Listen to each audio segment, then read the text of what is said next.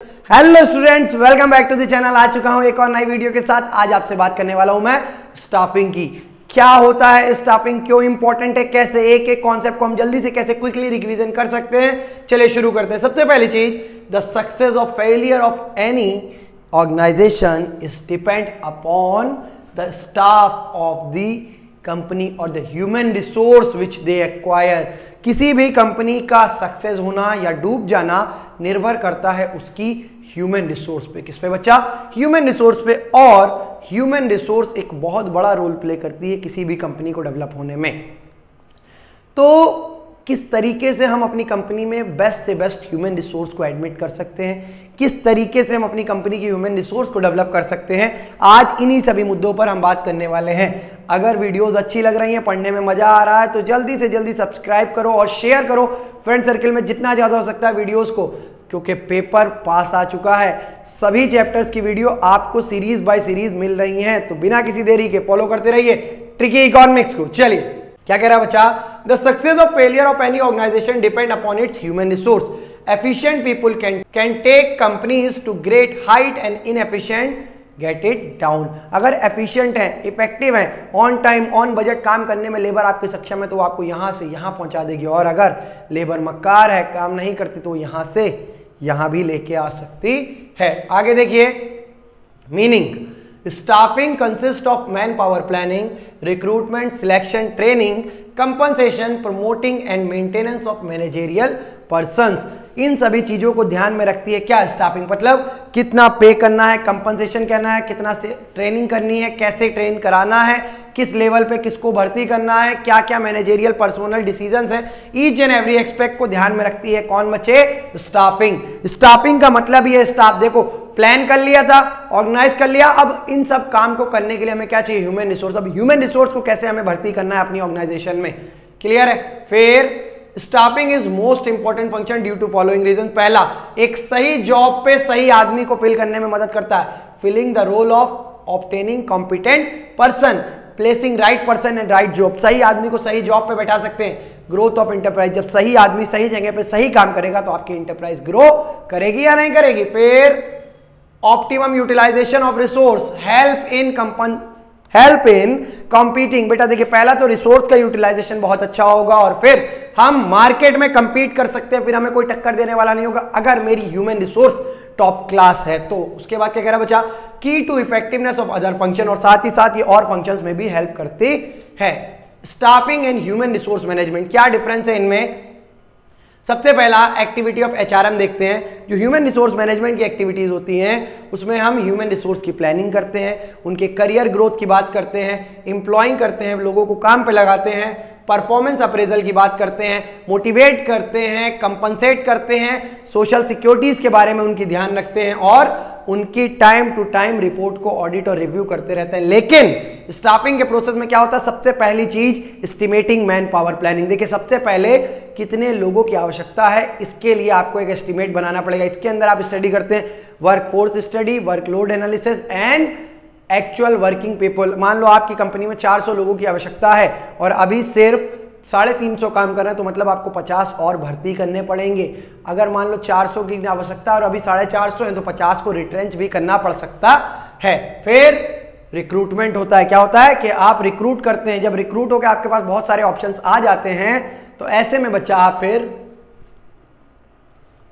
Select करते हैं उस आदमी को जो आपके लिए सबसे बेस्ट रिजल्ट दे सकता है। फिर आप प्लेसमेंट एंड ओरिएंटेशन, मतलब जब सिलेक्ट हो गया उसको उसकी जॉब पे उसकी डेजिग्नेशन पर आप उसको प्लेस करते हो, बताते भाई आपकी ये जॉब है, ये काम है, आपको ये वर्क करना है। आगे बढ़ते हैं। फिर क्या कह रहा है? अब जॉब पे बैठाने के बाद ये नहीं कि पहले दिन से काम, उसको ट्रेन किया जाता है। जैसे मान लो आपने टैली कर रखा, आप किसी कंपनी में गए अकाउंटेंट की जॉब के लिए, आपको प्लेसमेंट मिल गई, आप जाके बैठे अपना कंप्यूटर पे सेटअप करने लगे। वैसा नहीं है, पहले दिन से तुम्हें काम नहीं, तुम्हें 1-1.5 हफ्ते की टैली की ट्रेनिंग मिली, क्योंकि तुम जो सीख के आए हो वो दूसरा सॉफ्टवेयर होता है और जो रियल में करते हैं वो काफी ज्यादा डिफर कर जाता है। फिर क्या कह रहा है बच्चा?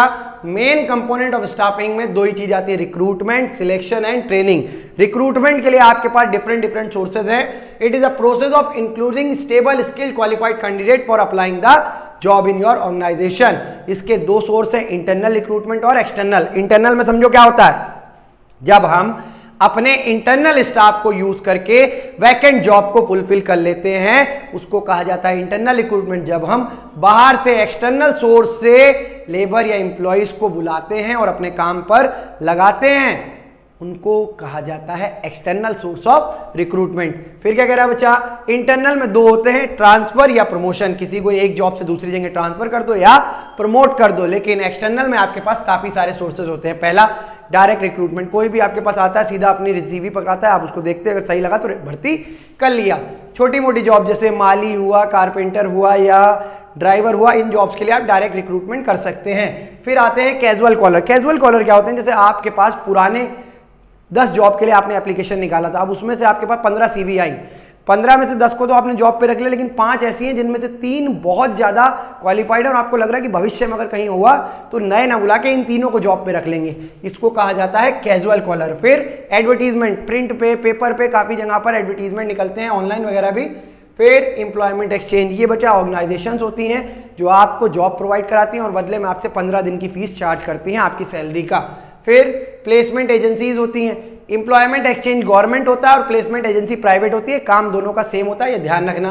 कैंपस रिक्रूटमेंट होता है, जैसे आप लोग बीबीए एमबीए कल को आगे करोगे तो कैंपस में आपकी कंपनियां आएंगी, आपको उठा के ले जाएंगी, इसको कहा जाता है कैंपस रिक्रूटमेंट। फिर आता है बच्चा रिकमेंडेशन। मेरे किसी एम्प्लॉय ने कहा कि मेरे चाचा का लड़का है जो सीए है, उसको आप अपनी कंपनी में रख लीजिए, हमने उनकी बात मान के रख लिया, इसको कहा गया रिकमेंडेशन, ये भी एक्सटर्नल का एग्जाम्पल है। फिर एडवर्टीजमेंट ऑन टेलीविजन, टीवी पे एडवर्टीजमेंट आया। लेबर कॉन्ट्रैक्टर्स, ये लेबर का कॉन्ट्रैक्ट रखते हैं कि बहुत सारी लेबर इनके अंडर में होती है और ये इजीली आपको लेबर प्रोवाइड करा देते हैं। वेब पब्लिशिंग, ऑनलाइन मीडिया के माध्यम से आप कर सकते हो। फिर आते हैं बच्चा सिलेक्शन।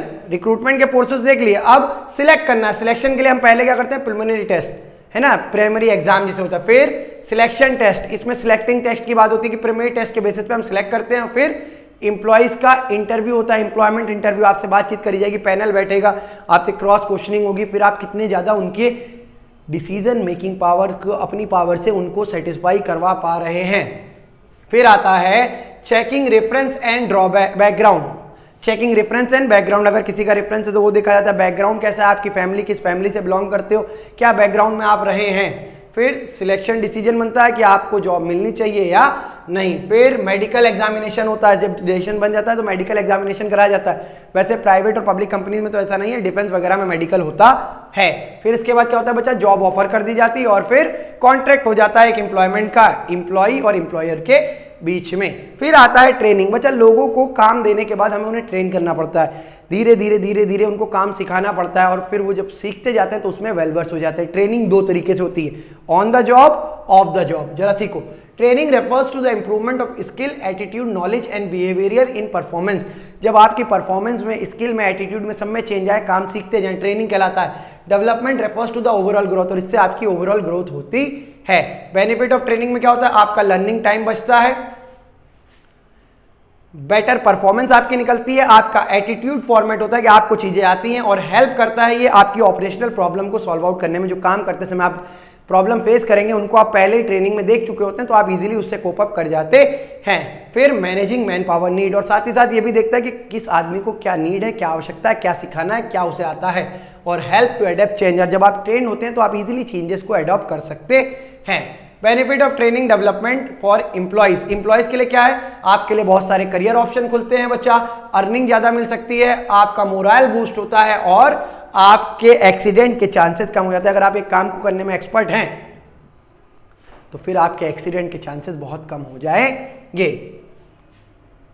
अब देखिए ट्रेनिंग और डेवलपमेंट के बीच में एक डिफरेंस है, इसको याद कर लीजिएगा। कोई डाउट हो तो मुझसे कमेंट सेक्शन में जरूर पूछिएगा। अब आती है बात टाइप ऑफ ट्रेनिंग की, तो दो मेथड है, ऑन द जॉब और of the job. On the job का मतलब क्या होता है, जब आप काम पे रहें, जिस जगह पे आप काम कर रहे हैं वहीं पर आपकी धीरे धीरे ट्रेनिंग भी चल रही है। ऑफ द जॉब आपको कहीं और ले जाके आर्टिफिशियल डेमो मशीन पे, कभी कभी होता है बहुत महंगी महंगी मशीन है, वो सीधा आपको ऑन द जॉब नहीं कर सकते, तो उसकी एक प्रोटोटाइप, एक डमी होती है, उसके ऊपर वहां पर ले जाके आपको प्रैक्टिस कराते हैं, और जब आप उसमें वेलवर्स हो जाते हैं तो आपको जॉब पे लगाया जाता है। याद रखिए ऑन द जॉब में 3 एग्जांपल, इंटर्नशिप, अप्रेंटिसशिप और इंडक्शन और ओरिएंटेशन ट्रेनिंग। याद रखिए पहला अप्रेंटिसशिप, इंटर्नशिप और ओरिएंटेशन ट्रेनिंग पर। ऑफ द जॉब का एक ही एग्जांपल है वेस्टिब्यूल स्कूल। क्या होता है बच्चा, इसको हम डमी स्कूल भी कहते हैं, कि यहाँ पर जो महंगी महंगी करोड़ों रुपए की मशीन है, बहुत सोफिस्टिकेटेड आइटम है, उसका एक डेमो बना होता है, डमी बना होता है। वहाँ पे जाके आप अपने वर्क को सीखते हैं, कैसे उन्हें यूज़ करना है, हैंडल करना है, कितना ईजिली, फिर आप आके रियल मशीन पे काम करते हैं। अगर आपको याद हो तो आपने देखा हम्टी शर्मा की दुल्हनिया मूवी देखी होगी, उसमें आलिया भट्ट सिंगापुर जाती है और कैसे वहाँ पर केबिन क्रू की ट्रेनिंग लेती है कि जब इमरजेंसी में कैसे कूदना। अब रियल लाइफ में तो चलते प्लेन से नहीं कूदा सकते, तो उन्होंने वैसा एक आर्टिफिशियल माहौल बना रखा है कि इस सिचुएशन में आपको कैसे डील करना है, ये सिखाया जाता है। और इसी के साथ हमारा स्टाफिंग भी खत्म होता है। मिलता हूँ आपसे अगले चैप्टर में, तब तक के लिए वीडियो को लाइक करिए, शेयर करिए, सब्सक्राइब करिए और जितना ज़्यादा हो सकता है अपने फ्रेंड सर्कल में प्रमोट कीजिए चैनल को। जय हिंद, जय भारत, ऑल द बेस्ट।